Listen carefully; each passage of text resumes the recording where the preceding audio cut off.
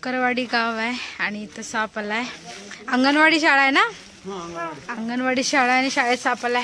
कोण बघितलं साप? कसं दिसलं ते? आहे तिथं आलाय म्हटलं मी इथं बाहेर होतो हां मग आता भांड्याचा आवाज आला हां तिथून बघितलं साप होता।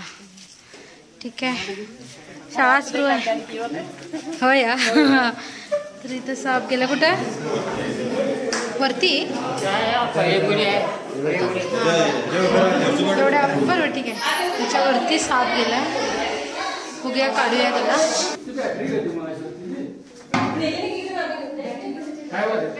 बॅटरी द्या।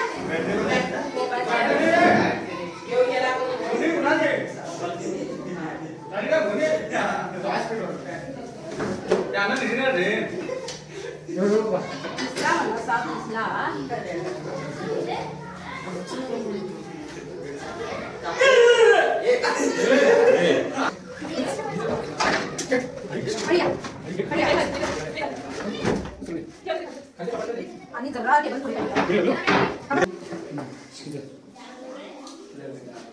अशा पद्धतीने साप बसलाय आणि काहीतरी खंब बसलाय तो कालाय म्हणून बसले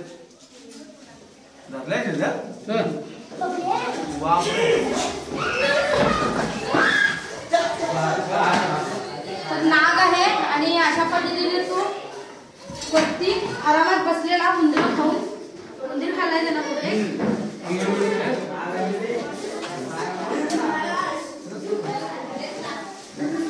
चला काय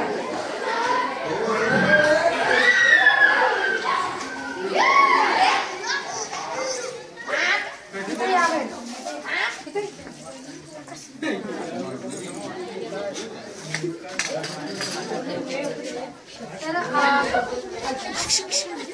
अंदाजे 4 वर्षाचा हा नाग आहे आणि तो उंदीर खाऊन तिथं आरामात बसला होता।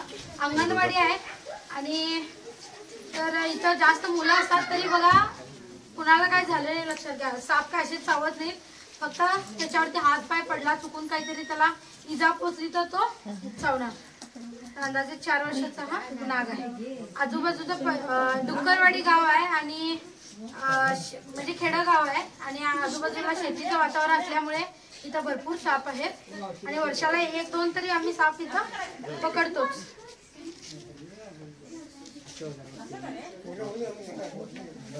तर खाऊन तो सुस्त झालाय त्यामुळे तसाच तो एका ठिकाणी बसला होता, नाही तर कधीच पळून गेला असता। तर ठीक आहे, व्हिडिओ आवडला जरूर लाईक करा, शेअर करा, कमेंट करा कसा वाटला video. Snake saver Shivani YouTube channel आहे, जरूर फॉलो करा आणि सबस्क्राईब करा, कारण वेगवेगळी माहिती आम्ही तुम्हाला देत राहू सापांबद्दल। आणि कारण सापाबद्दलचे जे अंधश्रद्धा आहेत, अज्ञान आहे ते मिटवणं हे आमचं मिशन आहे आणि व्हिडिओच्या माध्यमातून हेच आम्ही तुम्हाला सांगत असतो। इथं आता मुलं आहेत एवढी सगळी जास्त दंगा करायला, त्यामुळे सापाला आधी पहिला पॅक करूया आणि धन्यवाद।